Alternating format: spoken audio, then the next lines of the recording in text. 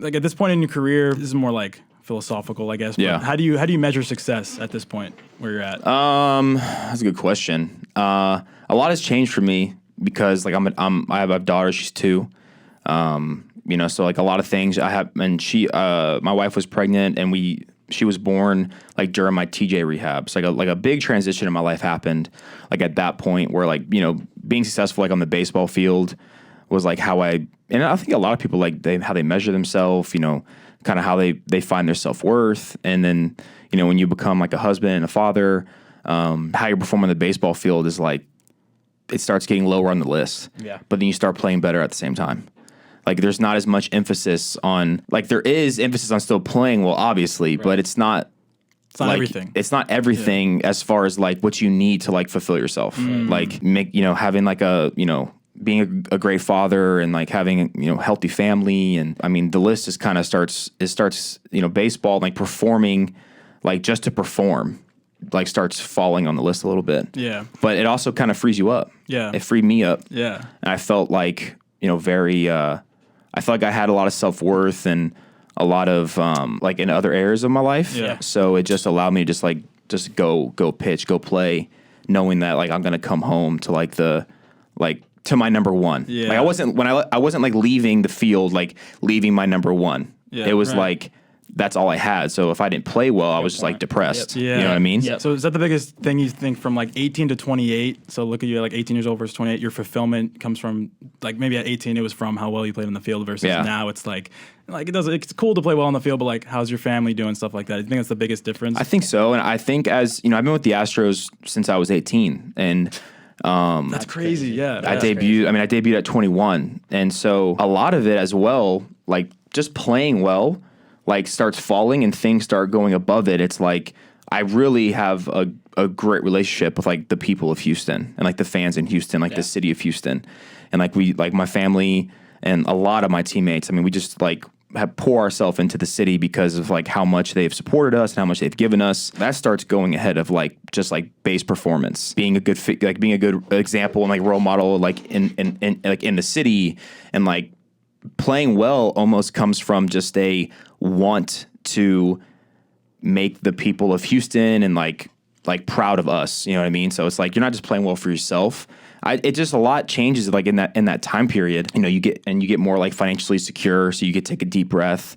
I remember earlier in my career, like even when I had like a bad shoulder and a bad UCL, I was just pitching through it because I was like, I need to pitch. I need to get innings. I need to pitch well because I need to make money and all this stuff. And then you kind of get to a point where like that's all good, and now you just get to like, and it kind of all happens at once. I feel where it's like now you're financially secure and you have you. Not everyone, but like me in particular, like I have a family and, we have foundation and like the city of Houston's become like our home. So it becomes more about just like being like a good person and like trying to just like find outside, like when I started finding like self-worth in myself, like from the inside out, like from my family and like stuff like that. Like I feel like that's like when I started playing better. Yeah. So is that what you want, like kind of your legacy to be? Like, it's great to be a great baseball player, but you want to be known as like a great person. Yeah. I mean, I know like the cheating scandal and stuff has like skewed it quite a bit. I obviously I was on the team, like I knew what was going on, but I'm not a hitter, but I was still there. I was still part of it. Like I still wear it, because we did it. We knew what the deal was, but. I think that also in a way helped me like stop worrying about like outside opinion. I think everyone kind of falls into it, especially like in today's age, where it's like the person, like the @ on Twitter becomes more important than like what your wife says. Yeah. Exactly. You know what I mean? Yeah. And I think once the cheating stuff happened, I was 20, I don't know, maybe 19, so I was like 25, 26. Like that, I had to just like give that up because everything was bad.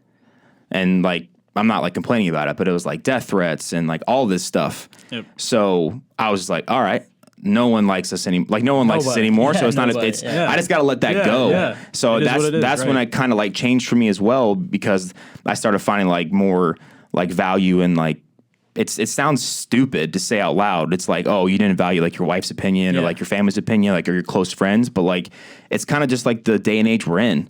like you could post an Instagram and have 100 positive comments.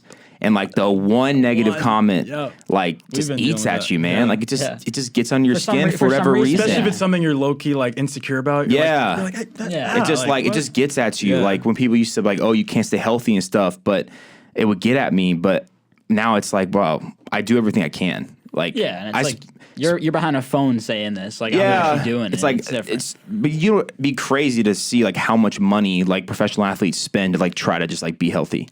And it just like still doesn't happen for them. Like especially like for me. So you're like, I'm searching for everything I can. It's like I'm just like sitting on the couch eating, you know, Doritos, drinking beer. And it's just still like not working out. But yeah, I think for like young athletes, I would say like try to find value in like yourself and like what you want to do and like really find like what you love and just like do it because you love it and like surround yourself by people that push you forward and like are like positive influences and like believe in you and things like that and like take that like inner circle and like let that be like your motivation and like your like find self-worth in that versus like searching for some like random person with like an egg emoji to like you type thing. It's a tough thing for young people to navigate. It was tough for me at 25 as like a big leaguer who like and like I can't imagine like high school kids or like kids in college, you know what I mean? The show with Dan and Joe. This is episode 2. This is episode 3. This is episode 4. Episode 5. Hit a pen out, pour up heavy. In the lamb, on a Eddie. I got 3 O's, run a valley. The new Dios, not for belly. Stay that money, Eiffel, Perry. I shoot jumpers, call me Larry. Then in Yonkers, I need a Navy. Don't need a sponsor, already in heaven.